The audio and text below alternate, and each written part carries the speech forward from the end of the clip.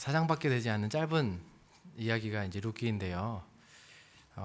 룻기를 읽을 때마다 참 마음이 따뜻해지고 좋아지는 이유 중에 하나가 뭘까? 사실 이 결말이 주는 위로가 그렇지 않을까 생각해 보게 됩니다. 단순히 한 여인이 부유한 남자를 만나서 인생이 역정되는 그런 결말이 아니라 힘겨운 삶을 살아가는 믿음의 백성들의 어떻게 보면 평생의 질문, 어쩌면 우리의 질문과도 같은데, 하나님 왜 저한테만 그렇습니까? 하나님 언제까지 기다려야 합니까? 도대체 하나님은 어디 계시면서 이렇게 침묵하시면서 아무런 말씀이 없으십니까? 한 번쯤은 우리 마음 가운데 어떻게 보면 표현은 못해도 가지고 있는 그 질문들, 이 질문에 룻기는 내내 이들의 삶의 현장에서 하나님은 정말 한 번도 실제적으로 등장하지 않지만 텅 비어버린 나오미의 인생을 여전히 돌보고 계심을 우린 보고 있습니다. 그 하나님은 자신의 선택하신 백성만이 아니라 이방 백성일지라도 홀로 되어서 보잘것없는 그 여인이라도 할지라도 그 여인의 고백과 순종을 기억하시고 돌보시면서 정말 회복시키시는 그 하나님, 그 하나님의 손길을 보기 때문에 우리가 룻기를 읽을 때면 맞다, 다 알 수 없지만 눈에 보이지 않지만 하나님께서 여전히 우리를 돌보고 계시지 라면서 일어설 수 있는 믿음을 주시기 때문에 우리가 기쁘게 룻기를 읽어가지 않습니까? 말씀을 준비하는데 이런 질문이 들었습니다. 사실 이런 내용을 비슷하게 다루는 또 하나 책이 있는데 그게 뭔지 아십니까? 네, 맞습니다. 욥입니다. 욥. 네. 이제 초반에도 말씀드렸던 것 같은데 사실 룻이 어떻게 보면은 여자 욥 같다, 욥 같다라고도 합니다. 내용이나 결론을 볼 때는 비슷한데 사실 욥기서를 읽을 때 느낄 수 없는 감정이 룻기를 읽으면서 느껴지는 게 있어요. 왜 그럴까요? 혹시 그런 생각 한 번쯤은 해보셨죠? 그러셨을 것 같아요. 뭐가 다를까? 야고보서도 보면은 이렇게 기록되어 있어요. 보라, 인내하는 자를 우리가 복되다 하나니 너희가 욥의 인내를 들었고 주께서 주신 결말을 보았거니와 주는 가장 자비하시고 긍휼히 여기시는 이시니라. 아멘. 다 아멘 할 수 있죠. 근데 욥기를 볼 때는 이런 게 잘 안 보여요. 여전히 룻기도 동일한 얘기를 하는데 욥기를 볼 때는 왜 이런 게 안 느껴질까? 뭐가 다를까요? 욥기와 룻기와. 첫 번째는 이제 분량이 좀 차이가 있겠죠. 룻은 그래도 사장밖에 안 되니까는 오히려 더 정말 스피디하게 읽으면서 그런 감정들을 느끼게 되는 것 같아요. 물론 길이도 중요하겠지만 결정적인 차이가 하나 있다면 제 생각입니다. 고난당하는 사람들과 함께하는 사람들 또는 공동체, 이게 좀 차이가 있지 않을까 생각해 보게 됩니다. 욥 역시 고난을 당하고 있을 때 그의 친구들이 달려옵니다. 위로하기 위해 달려옵니다. 하지만 그들이 욥 주변에 있어서 고난받는 욥을 위로하는 공동체와 동시에 또 지금 룻을 감싸고 있는 공동체는 뭔가 좀 다른 느낌을 줍니다. 성경적으로나 교리적으로는 욥의 친구들 엘리바스, 빌닷, 소발 더 성경적이고 하나님의 뜻을 잘 이해하고 있는 것처럼 보입니다. 그리고 옳을 수도 있습니다. 하지만 실제적으로 고난받는 자들을 살리고 일으켜 세우는 것은 어떻게 보면 신념이나 교리가 아니라 바로 룻 옆에 있는 나오미 옆에 있는 보아스, 이런 사람들, 공동체의 차이가 어쩌면 우리에게 룻기를 더 좀 따뜻하게 읽게 되지 않을까 생각해 보게 됩니다. 이런 의미에서 룻기를 다시 보면 결국 룻기의 표면적인 이야기는 나오미와 그의 가정의 텅 빈 인생들을 하나님께서 이 헤세드를 통해서 어떻게 채워가고 계시는가, 이 이야기인데 궁극적으로 이 헤세드를 통해서 채워가시는 그 결과가 무엇인가, 열매가 무엇인가, 그것이 있다면 그것은 텅 비어버린 나오미와 그 가정의 회복들, 그리고 또 하나가 있다면 바로 공동체의 회복이 아닌가 싶습니다. 그래서 오늘 제목이 헤세드의 열매, 열매, 어떻게 보면은 열매라는 표현이 맞을진 저도 모르겠지만 하나님께서 정말 신실하고 충성되게 그 사랑을 베풀고 지키는 자들을 통하여서 한 개인과 가정을 회복시키시고 공동체를 회복시키시는구나, 그렇게 생각을 해보게 됩니다. 그 첫 번째 회복을 살펴보겠습니다. 처음에는 잘 아는 것처럼 드디어 나오미와 룻이 채워져가는 이야기입니다. 먹을 양식이 없고 자손이 다 죽어서 가정을 이어갈 수 없는 그 상황 가운데 고향으로 돌아온 며느리와 시어머니, 그런 그들에게 이 장에서는 기적처럼 보아스와의 만남이 이루어집니다. 그리고 그 보아스는 그 여인들의 굶주림을 채워주기 시작합니다. 그리고 더 나아가서 기대할 수 없었던 일들, 무엇입니까? 정말 이 보아스가 가까운 친족인데 만약 이 사람이라면 우리 엘리멜렉의 가문을 이어갈 수 있지는 않을까, 이런 신뢰 같은 소망을 품게 합니다. 그리고 3장에서 어떤 일이 일어납니까? 이방 여인으로서는 정말 하기 힘든 결정임에도 불구하고 자신보다는 시어머니와 그의 가정을 위해서 용기 내어서 밤중에 찾아가 보아스에게 청혼을 요청합니다. 그리고 보아스는 그녀를 위로하고 네가 베푼 인애가, 그 헤세드가 처음보다 나중이 더하다 라고 격려하면서 그렇게 하지 않아도 되는데 그녀가 보인 그 성실하고 충성된 사랑을 격려해 줍니다. 그렇게 이 둘은 행복하게 영원히 살았습니다 라고 하면 좋지만 어떻게 됐습니까? 해피엔딩으로 마치는 것이 아니라 보아스가 나보다 더 가까운 기업 물을 자가 있음을 언급하고 어떻게 보면 책임감 있는 모습으로 동시에 인생 극장의 마지막 장면, 드라마의 마지막 장면처럼 독자로 하여금 긴장을 놓치지 않고 다음 편, 내일 방송을 또 기다리게 합니다. 그리고 3장이 마무리가 됩니다. 드디어 룻기 4장에 들어왔습니다. 룻과 나오미의 궁극적인 안식은 어떻게 채워질 것인가? 그 질문에 사실 보아스의 진정한 헤세드가 드러나는 현장이 바로 오늘 4장입니다. 그리고 결론적으로 모두가 기대했던 그 해피엔딩, 보아스의 헤세드를 통해서 현숙한 여인 룻이 그의 아내가 되고, 룻은 보아스를 통해서 자녀를 낳게 되고, 동시에 그 자녀를 통해서 죽은 엘리멜렉 기업이 이어져서 나오미가 궁극적인 채워짐을 얻게 되는 것으로 마무리되는 게 4장 이야기입니다. 특별히 4장에서 보아스가 보여주는 헤세드를 두 가지 측면으로 요약해 보면, 첫 번째는 정말 신속하다 하지만 빠르다. 신속하다, 빠르다, 똑같은 말이죠. 그러면서 동시에 절차를 따라서 행하고 있음을 보여줍니다. 신속하되 절차를 따라서 행동하는 보아스 모습이 4장에서 두드러지게 드러납니다. 근데 여러분, 되게 재밌는 게 2장의 주도적인 인물은 누구였냐면 룻이었습니다. 힘이 없던 나오미, 룻이 오히려 적극적으로 이삭을 죽겠다고 은혜를 구하며 나가는 룻. 그러면서 누가 살아납니까? 나오미가 살아납니다. 그 살아난 나오미가 3장에서는 적극적으로 무엇을 합니까? 내가 너의 안식할 곳을 얻게 하여겠다고 하면서 전략을 세우기 시작합니다. 그러면서 3장은 사실 나오미의 적극적인 부분이 드러납니다. 그리고 4장은 적극적인 이 보아스의 행동으로 시작을 합니다. 지난밤 3장에서 약속하는 것처럼 아침까지 기다려라.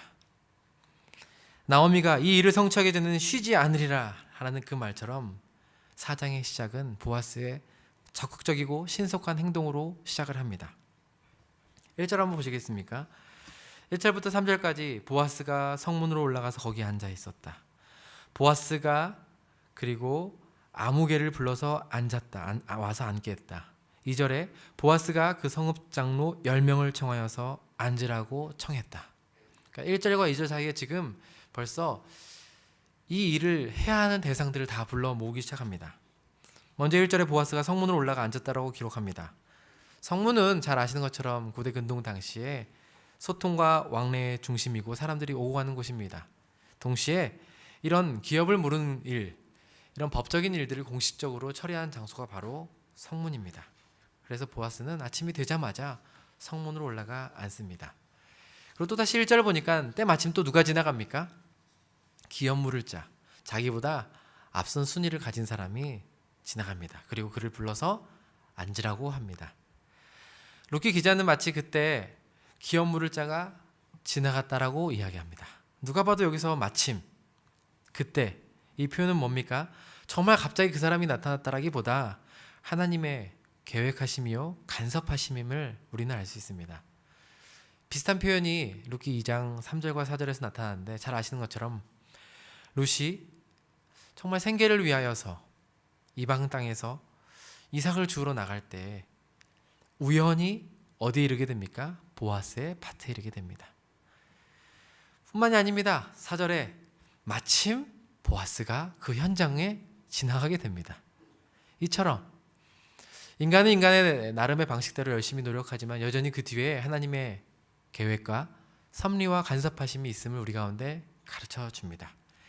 그리고 마지막으로 2절에 보니까 장로 10명을 청해서 앉으라고 이야기합니다.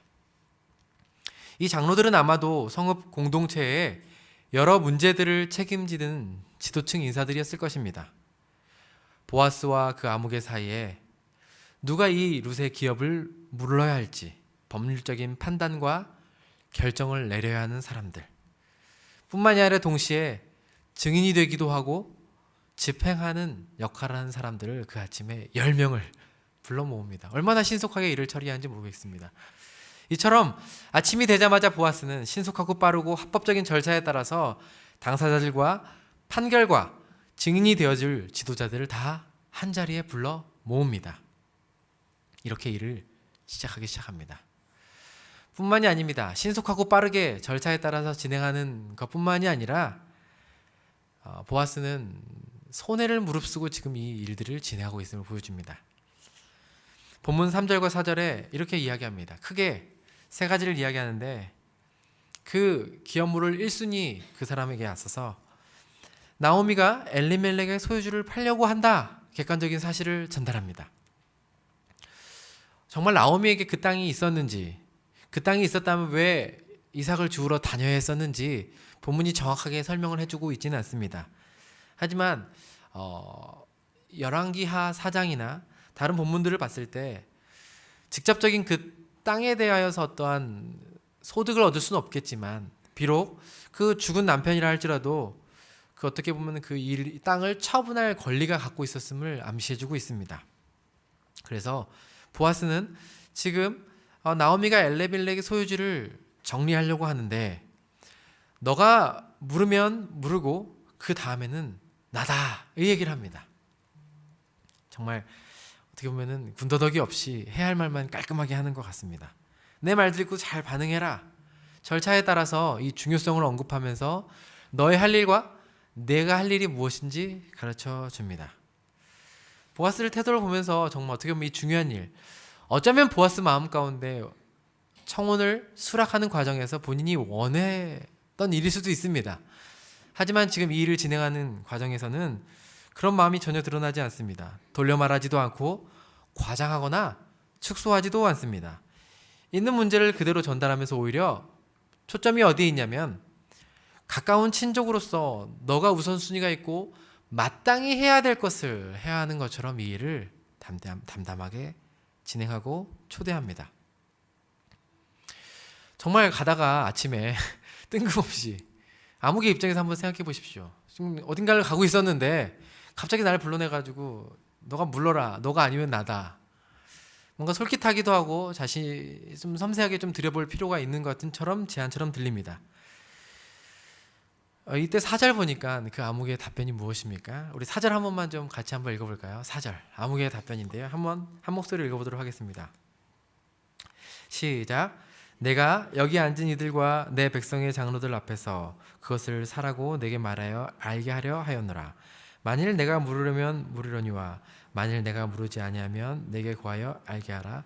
내 다음은 나요 그 외에는 물을 자가 없느니라 하니 그가 이르되 내가 물으리라 하는지라.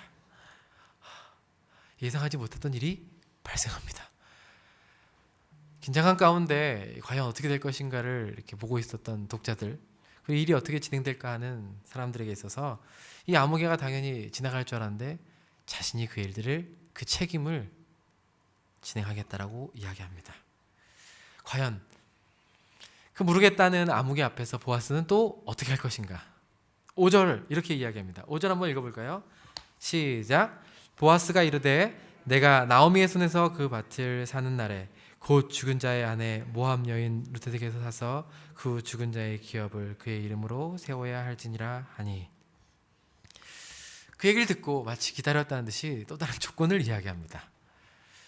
이 대화들을 보면은 정말 나오미나 보아스나 참 어떻게 보면은 지혜롭고 현숙하다는 생각을 해보게 되기도 합니다. 모든 것들을 말하는 것 같지만 또 다 말하지 않습니다. 정말 긴장감 가운데 이 아무개가 그 일들을 진행한다고 했을 때 보아스는 이 시점에서 조건을 이야기합니다. 단순히 너가 사는 것은 밭만 사는 것이 아니다. 죽은 자의 아내 모압 여인 룻을 사야 한다고 이야기합니다.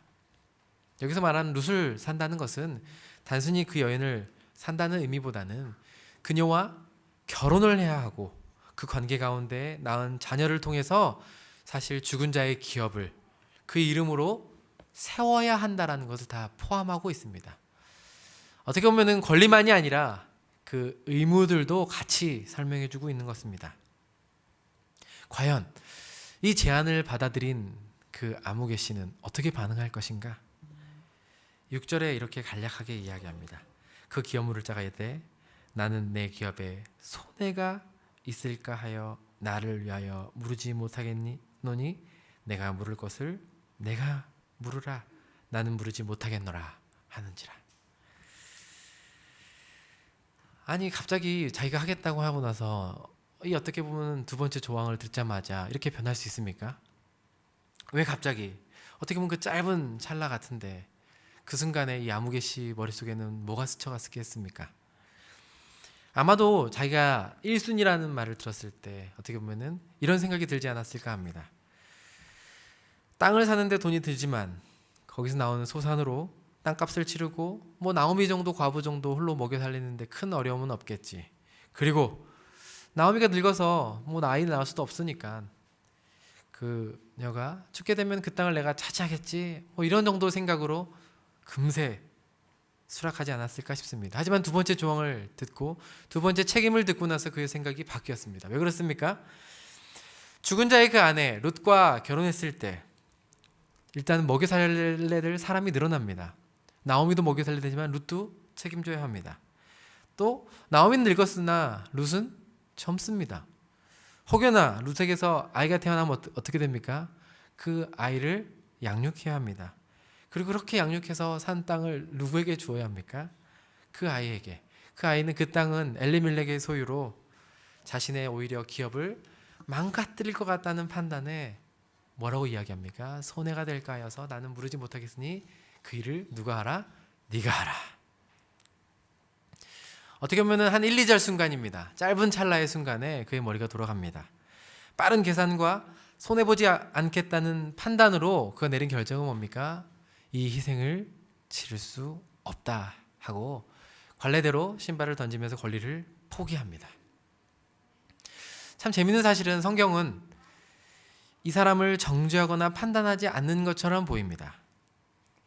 충분히 우리 가운데도 인생 살면서 어떻게 보면은 의무도 중요하고 책임도 중요하지만 내 손해와 내가 너무나 큰 피해를 보게 됐을 때, 그것이 너무나 뻔히 예상됐을 때 우리는 그런 선택을 하는 것에 대해서 주저할 때가 참 많습니다. 마치 1장에 여러분 누가 생각납니까? 오르바와 룻이 생각납니다. 본국으로 돌아가 자유의 몸으로 살으라는 그 시어머니 나오미의 간곡한 부탁에 서로 눈물만 펑펑펑펑 흘리지만 오르바는 어떻게 합니까? 마지못해서 고향으로 돌아갑니다. 그런 오르바를 그 누구도 비난하지 않습니다. 오늘 본문도 마치 그 오르바처럼 이 아무개 씨를 판단하지 않는 것처럼 보입니다. 하지만 오르바와 다른 점이 있습니다. 그것은 무엇이냐면 4장에 이 마땅히 책임을 져야 할 1순위의 그 사람, 기업을 물을 사람이 이름이 아무개라고 표현을 하면서 어떻게 보면 부정적인 묘사를 하고 있습니다. 마땅히 이 사람은 가장 밀접한 친족으로서 그 책임과 의무를 행해야 됨에도 불구하고 헤세드를 마땅히 베풀어야 될 사람이 그러지 못하고 있는 그 사람을 아무개라고 표현하는 것입니다. 왜 이름 대신 아무개라고 표현했을까요? 이 아무개란 말은 어떤 사람이나 장소를 구체적으로 표현하는 대신에 오히려 그것들을 숨기거나 되지 않고 싶을 때 하는 표현이라고 합니다. 히브리 말로도 발음 자체가 팔모니 알모니, 아무개어가 팔모니 알모니. 우리로 말로 하면은, 우리말은 아니지만 여기 보면은 블라블라블라 뭐 이런 사람들, 지나가는 사람들, 마치 이게 워드플레이처럼 오히려 성경 룻기에는 아무런 역할도 못했던 기럨 말론도 기록되어 있는데, 오히려 정말 가장 책임을 먼저 기업을 물을 책임을 가진 사람의 이름을 아무개라고 표현합니다. 보아스나 저자가 이 사람의 이름을 몰라서 그런 것이 아니라, 오히려 많은 학자들은 사실 기업을 물은다는 것, 그 책임을 갖는다는 것이 어떤 의미냐면, 그 자기의 형제들이나 친족의 기업을 물음으로써 그 땅이 이어지게 하고 그의 후손이 이어지게 함으로써 그 이름이 끊어지지 않도록 하는 일인데, 그 일에 관심 없는 자는 사실 그의 이름이 아무런 의미가 없는 것처럼 표현하고 있다라고 이야기합니다. 누군가의 자기 친족의 그 이름이 끊어지는데 아무런 관심이 없는 사람은 결국 자기 이름도 이렇게 아무개와 같다라는 것을 상징적으로 표현하고 했다는 것입니다. 그리고 더 나아가서 마치 오르바를 판단하지 않는 것 같지만 오르바를 통하여서 룻의 헤세드가 더 빛이 나고 룻의 결정이 더 고귀한 것처럼, 오히려 이런 손해를 감수하고도 기업 물을 그 책임을 이행한 보아스, 자기에게는 그럴 의무도 없고 그럴 필요도 없지만 오히려 희생을 치르면서도 그 일을 선택한 보아스를 더 부각시키는 것입니다. 결국 보아스의 이런 희생은 룻과 오르바의 가정을 회복시키는 결정적인 역할을 합니다.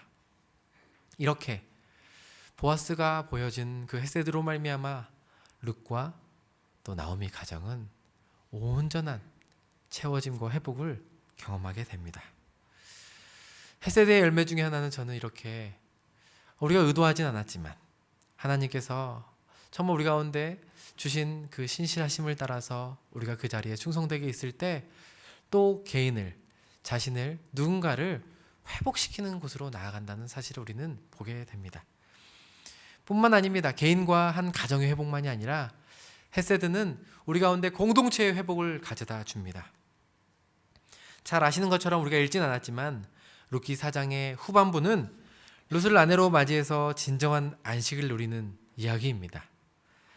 텅 빈 나오미의 품에 무엇이 안깁니까? 바로 정말 불가능하다고 믿었던, 소망이 끊어졌던 그 생명이 품에 안기게 됩니다. 그리고 채워짐을 경험하게 됩니다.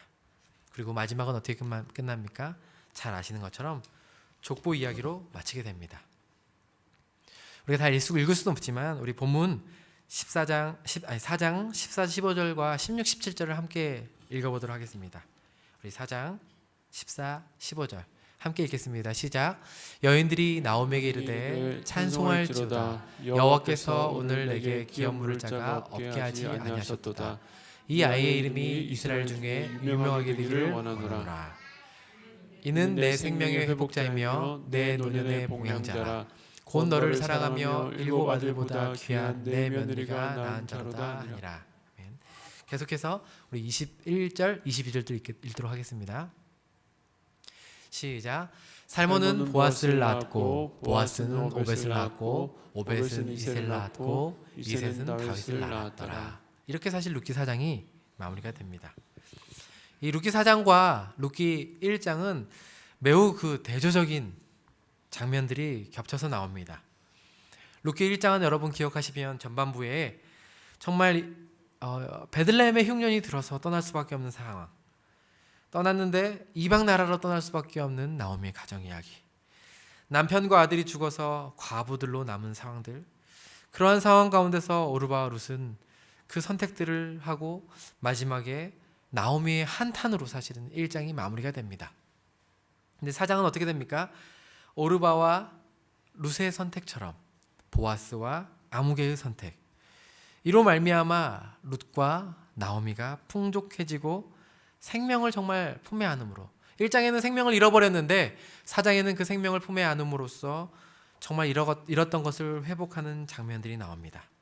1장엔 나오미가 내가 여호와께서 나를 치셨다, 전능자의 손을 나를 쳐서 내 인생이 이제 더 이상 나오미 기쁨이 아니라 말하다, 쓰다 라고 표현했다면은 4장에서는 나오미의 한탄 대신에 여인들의 찬양이 나옵니다. 찬송할지어다, 찬송할지어다. 룻기를 읽어가면서 우리는 어떻게 보면 텅 비어버린 여인 한 사람, 그 사람을 성경이 가치 판단이나 정죄하는 것이 아니라, 나오미 너 왜 떠났어? 있었어야지. 이스라엘 백성이, 선택된 백성이 왜 그런 선택을 했어? 그러니까는 이런 일이 일어났지라고 정죄하는 것이 아닙니다. 오히려 룻기를 읽으면은 정말 이방 여인, 모압 여인, 그런 사람들조차 하나님의 날개 밑으로 피하는 자들을 채우시고 돌보신다는 그런 회복의 이야기입니다. 그러면서 룻과 보아스의 그런 사랑 이야기를 뛰어넘어서 회복될 수 없을 것 같은 그 한 가정이 어떻게 회복되는가? 그 가정과 개인을 뛰어넘어서 사실은 이방 모압 여인 그 룻이 베푼 헤세드를 통하여서 결국 이스라엘 백성 공동체가, 하나님 나라가 어떻게 회복되어져 가는가를 사실은 4장을 우리 가운데 가르쳐 줍니다. 룻기를 읽을 때마다 사실 저도 감동이 다릅니다. 제가 룻기를 처음 읽었을 때는 연애했을 때였습니다. 지금으로부터 20년 전, 순수하고 남녀밖에 보이지 않았던 그때 룻과 보아스를 보면서 아내와 성경 공부를 했습니다. 지금의 아내와. 그때 나도 룻 같은 여자를 만나야겠다. 보아스가 되어야겠다는 것이 아니라 룻 같은 여인을 만나야겠다. 그래서 만나서 결혼했습니다. 그리고 한참이 지나서 아이를 낳으면서 또 룻기를 읽게 됐습니다. 그때는 이제 정말 그 가정에 대한 이야기들이 눈에 들어오기 시작합니다. 가정을 잃어버린 사람들의 이야기, 그 가정을 회복시켜 주시는 사람들의 이야기. 그런데 이번에 말씀을 묵상하면서 정말 눈앞에 다가온 것은 바로 공동체였습니다. 공동체. 다시 한번 1장으로 여러분 들어가 보시겠습니까? 사실 지금 이 흉년이 한 개인의 문제가 아니라 이스라엘 공동체 가운데 흉년이 들어버렸습니다. 마치 그 사사시대에 그 시대를 연상케 하듯이 양식도 먹을 것이 없고 영적으로도 너무나 가난해져 버린 상황들. 공동체가 그렇기 때문에 그 공동체를 빠져나올 수밖에 없었던 나오미의 가정 이야기. 나오미를 통해서 사실은 전혀 예상하지 못했던 모압 여인, 그의 백성들이 이스라엘 공동체 안으로 소속되어 들어오기 시작합니다. 원래 율법은 모압 백성은 여호와의 총에 들어올 수 없다라고 규정합니다. 하지만 하나님의 자비하심은 늘 그 율법보다 뛰어나시고 그 율법의 요구를 뛰어넘습니다. 아니, 이방 여인만이 아니라 오히려 룻기는 들어올 수 없는 그 여인으로 말미암아 이스라엘 백성이었던 나오미가 다시 한번 공동체 안으로 들어오는 이야기를 전해줍니다. 전혀 정말 예상할 수 없었던 이야기. 더 나아가서 당시 이스라엘 백성들의 상황이 어떻습니까? 사사시대 이후에 모든 사사들이 무너져버리고 자기 소견과 욕심의 눈이 어두워서 영적인 무지와 하나님의 신실하심을 드러낼 수 없는 상황, 그런 상황이었는데 바로 이방 여인, 하나님도 모르는 이 여인을 통하여서 당신의 하나님이 나의 하나님이 되고 당신의 백성이 나의 백성이 되겠다는 이 고백을 듣게 하십니다. 룻, 모압, 실패자들을 통하여서 하나님께서 뭔가 새로운 일을 행하고 계심을 보여줍니다. 우리가 마지막에 봤던 것처럼 오히려 이러한 과정 가운데 누구를 낳게 하십니까? 바로 다윗 왕을 그 족보에 태어나게 함으로써 궁극적으로 사실 한 가정의 개인의 회복 이야기가 아니라 결국 이스라엘 공동체 전체를 회복시키는 이야기로 룻기는 마무리하고 있다는 것입니다. 무엇을 말하고 싶습니까? 룻기를 통하여서 정말 우리 가운데 하고 싶은 메시지가 무엇입니까? 한 공동체가 한 개인이 어떻게 회복되는가? 이것도 정말 중요하지만 더 나아가서 이스라엘 민족이라는 한 공동체가 어떻게 회복되어져 가는가? 그것은 어떤 특별한 영웅이 있어야 되는 것이 아니라, 사사가 필요한 것이 아니라, 오히려 그런 것이 아무것도 없는 그 상황 가운데서도 이스라엘 백성의 선택한 소수의 민족 때문이 아니라 바로 이 작은 여인, 모함 여인, 이방 여인, 이 한 사람의 헤세드로부터 시작된다는 것을 우리 가운데 가르쳐 줍니다. 이 회복은 손해를 감수하면서 자신을 드리는 수고의 결실로서 얻어지는 것이면서 동시에 또 선물과도 같다라고 이야기합니다. 회복을 얻으려고 뭔가를 하면, 회복을 추구하고자 뭔가를 하면 사실은 얻을 수 없지만, 오히려 이런 삶을 살고 살아가면 얻게 되는 것. 이렇게 하면은 여러분의 가정이 회복됩니다. 룻을 보십시오. 이스라엘 백성을 보십시오. 자비를 베푸시고 헤세드를 행하십시오. 라면 여러분의 인생이 달라질 것입니다. 이것을 이야기하는 것이 아니라 오히려 원리를 가르쳐주고 있는 것입니다. 왜 그렇습니까? 이스라엘 백성들이 이 일에 부르심을 받았기 때문입니다. 그리고 오늘날 교회가 사실은 이 일에 부르심을 받았기 때문에 그렇습니다. 말씀을 마무리하면서 두 가지 적용을 하고 마무리하고 싶습니다. 그렇다면 이런 회복이 우리 교회 안에서, 또 한국 교회 안에서 어떻게 일어나면 좋을까? 아니, 이런 공동체적인 회복을 가로막는 것이 무엇이 있을까라고 생각했을 때 저는 딱 두 가지가 떠올랐습니다. 저 개인적으로도 그렇고 어쩌면은 한국 교회가 가지고 있는 약점이 아닐까? 우리 헤세드를 알지만 실천하지 못하게 하는 것이 무엇인가? 첫 번째는 우리 신앙생활의 피상성이라고 생각합니다.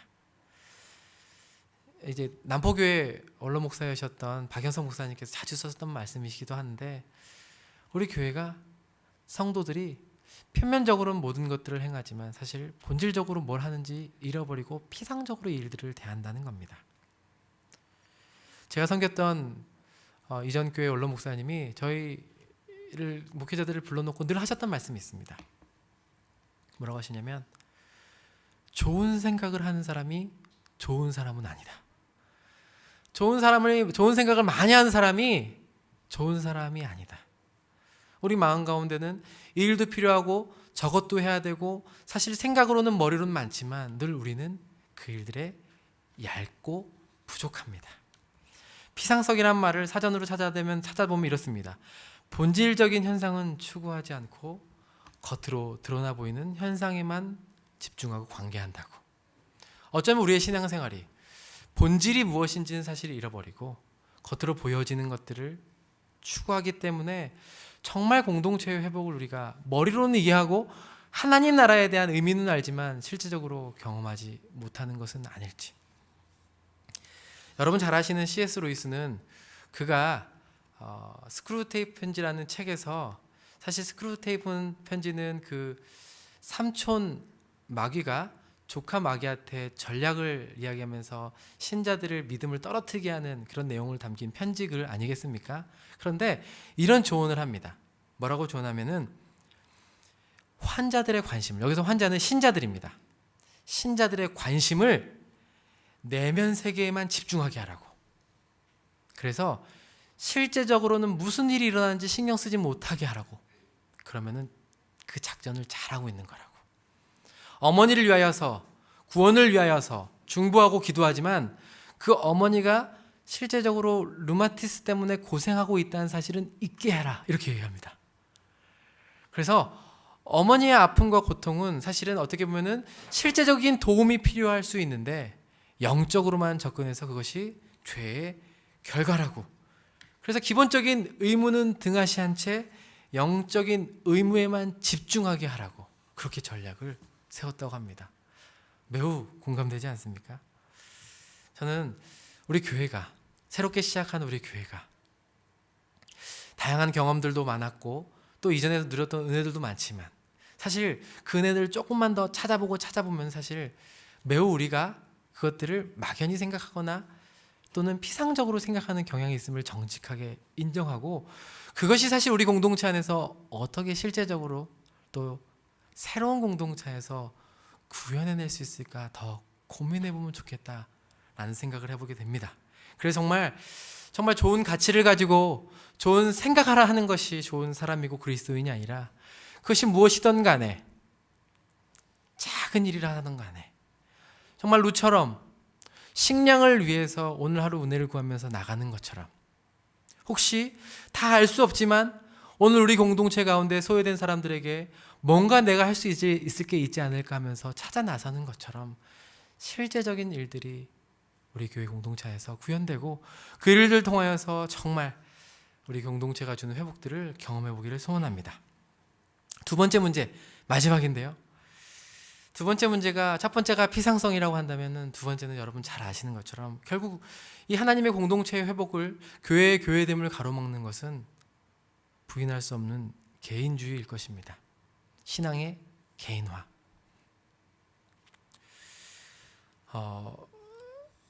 하나님의 나그네된 백성이라는 책을 쓴 스탠리 하우어스라는 분이 계신데요. 그분은 이렇게 현대 교회를 좀 판단합니다.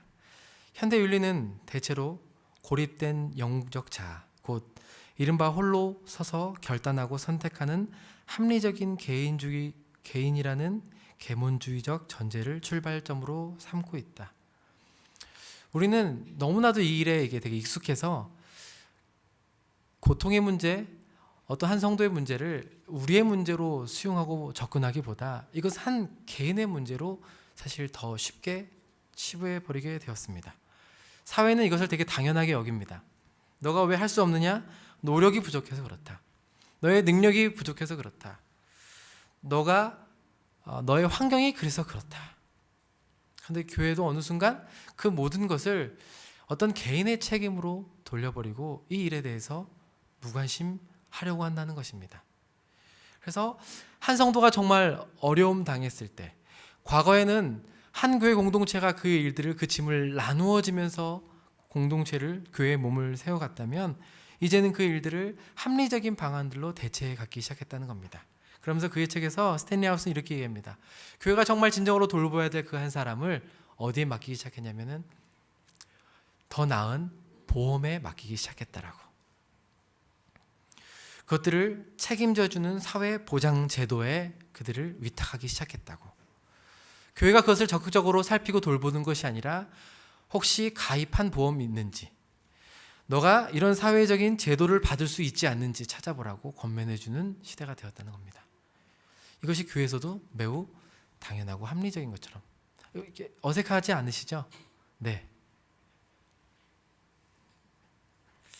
그런데 정말 교회가 그러한가? 우리는 한 번 더 물어봐야 됩니다. 물론 정말 우리 힘으로 할 수 없는 영역 가운데 다양한 도움을 받는 것은 당연하고 중요합니다. 그것까지 다 교회가 책임질 수 없는 것도 사실입니다. 하지만 여러분, 교회는 누군가의 아픔을 혈연 때문에, 지연 때문에, 학연 때문에, 무엇 때문에 돌보는 것이 아니라 무엇 때문에? 우리 주 예수 그리스도의 보혈 때문에. 그분이 우리의 아버지 되시고 우리가 그분 때문에 형제 자매가 되었다는 사실 때문에 돌아보는 세상에 전례 없는 공동체가 바로 교회입니다. 하나님께서는 이 일을 우리 가운데 맡기셨습니다. 어떻게 구현해야 될지 저도 잘 모르겠습니다. 하지만 저도 제가 섬기는 부서에서, 공동체에서 끊임없이 고민하고 다가가고 싶습니다. 제 안에 이런 마음으로 드는 소원이 하나 있습니다. 그것은 뭐냐면, 하나님, 제가 청소년부 청년들을 담당하고 있는데 제 마음 가운데 이들과 어떻게 하면 놀아줄까? 어떻게 이들을 재미있게 할까? 이들에게 뭔가를 줄까? 이런 마음에 있지만 하나님이 이 마음보다 더 나아가 어떻게 이들과 함께 할까? 놀아줄까가 아니라 함께 할까? 뭔가를 해서 뭔가 의미 있는 일을 부여하고 이들에게 내가 맡겨진 일을 더 하는 것도 중요하지만, 어떻게 보면 주님이 우리 가운데 찾아오셨던 것처럼 이들과 어떻게 하면 함께 할 수 있을까? 이게 요즘에 제 간절한 기도 제목이고 두드리게 됩니다. 사랑하는 성도님, 이렇게 새롭게 또 교회가 시작하는 과정 가운데 또 같이 룻기를 살펴보게 하셔서 참 감사합니다. 또 분당 우리 교회에서 또 다양한 마음과 결정으로 또 참여하신 분들, 또 지역에서 지역교회를 찾아오신 성도님들, 또 여러 가지 고민 가운데 코로나로 인하여서 결정하지 못하였다가 또 결정해서 오신 성도님들, 정말 하나님께서 우리 공동체를 새롭게 세워가고 계십니다. 이 새롭게 시작하는 이때 이 교회 공동체가 세상이 보여줄 수 없는 그 헤세드와 헤세드의 열매를 기념적으로 정말 또 세상이 보게 하고 우리 역시 그런 이 헤세드의 열매를 맛보는 그런 공동체 되기를 주님의 이름으로 축복합니다.